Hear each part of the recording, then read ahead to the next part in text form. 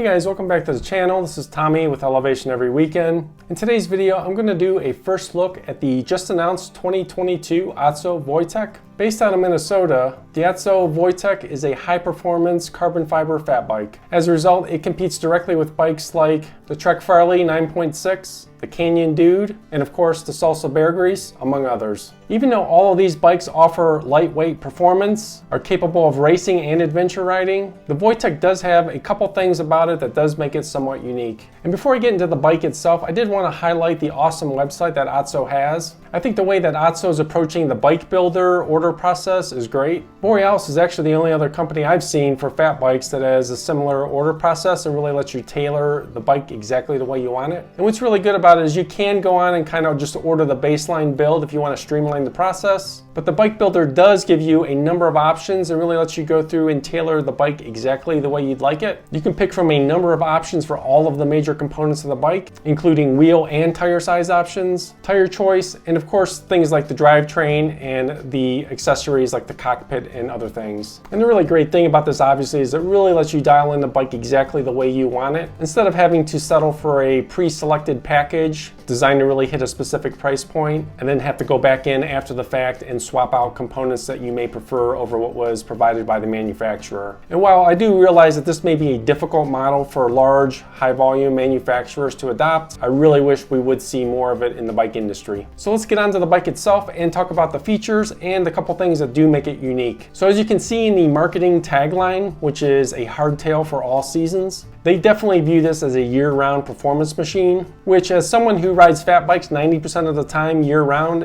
that's something I definitely can appreciate. The Voytek does come with 150 millimeter wide front hub spacing, which is very standard these days for a fat bike. But the rear spacing is somewhat unique in that it's 177 millimeters wide, which is not very common these days, as most fat bikes have adopted a 197 millimeter wide rear hub spacing. And one of the reasons for OTSO adopting the 177 millimeter wide spacing is it does allow for a narrower Q factor, and the Q factor is essentially the distance between the pedals, which results in how wide your feet are apart when you're on the bike. The end result is that the bottom bracket width on the Voytek is about 83 millimeters wide, which is significantly less than the 100 millimeter or more width on most other fat bikes. And this concept does have merit, as a more narrow Q factor does allow the bike to be more nimble, more maneuverable, and frankly some people just don't tolerate a wider Q factor, as they can have issues like knee pain or hip pain. So the downside to going with a more narrow Q factor and width in the rear hub spacing is that it does create limitations on rear tire size. So while we're talking tire clearance, a related and interesting aspect is what they call the rear tuning chip dropouts. And this essentially allows for 3 distinct wheelbase lengths by the position of the tuning chip. When the chip is in the shortest setting, tire size is limited to a 4-inch tire, but in the mid or the long setting, you can get up to a 4.6-inch tire. So while that may not be the largest tire size and volume on the market, I can tell you can do a lot with a 4 to 6-inch tire size. So I think for most people, that's probably not going to be a major limitation. But I can attest from my own experience, there are situations you may encounter where maximum tire size is preferred, if not essential. So just be aware of that if you're looking at this bike for the type of riding you do. So OTSO has designed and really actually promotes the bike as almost a 50-50 split between a plus tire summer bike and a fat tire winter bike. It can handle a 120 millimeter front suspension fork and has routing for a dropper seat post. The wheel size options offered on the website are 26-inch of course, 27.5, and I am thrilled to see that they actually offer a 29 plus version too. And as someone who just had a custom 29 plus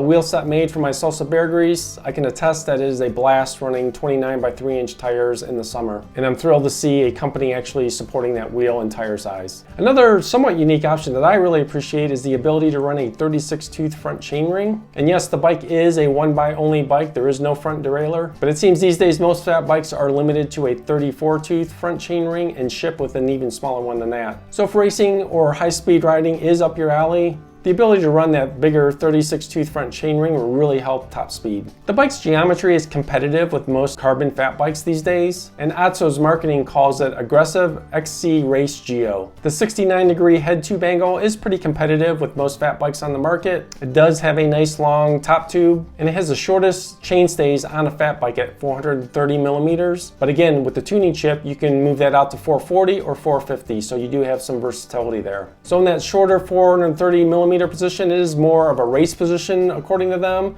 and you will be running smaller tires. But if you did want more stability or to run larger tires, you have two more options to lengthen out the wheelbase and clear those larger tires. These are high-end carbon fiber fat bikes, as a frame and fork only option lists at $2,650. And about the cheapest complete bike you can get on the website is about $3,700. But again, with all of the options available, you can go way up from there. In my opinion, they've actually done a great job by offering 4 distinct colors. They're all two-tone, 3 of which are very bright colors, but they do offer a kind of a gray-black combo for those who do not like bright colors, which is kind of nice. So in the end, I think this bike does offer a slightly unique take on fat biking, and if you do have the budget, I think it can be a great option worth considering. OTSO says that these bikes will be ready to ship in October, so if you're interested, I would be ready to go pre-order one now, as like most good fat bikes, they're probably not going to last long this fall. I do have some links down in the description below, so definitely check those out for more information, or if you wanted to reach out to OTSO for more details, or let them know that you found this video helpful. And if you did find the video helpful, please drop a like down below. If you have any questions, comments, or prior experience with OTSO bikes, please drop a comment down below too. And if you enjoy fat bike, 29 plus, or adventure bike content, definitely subscribe to the channel, as it does really help out and tells YouTube that you want to see more of this type of content. Thanks a lot and have a great day.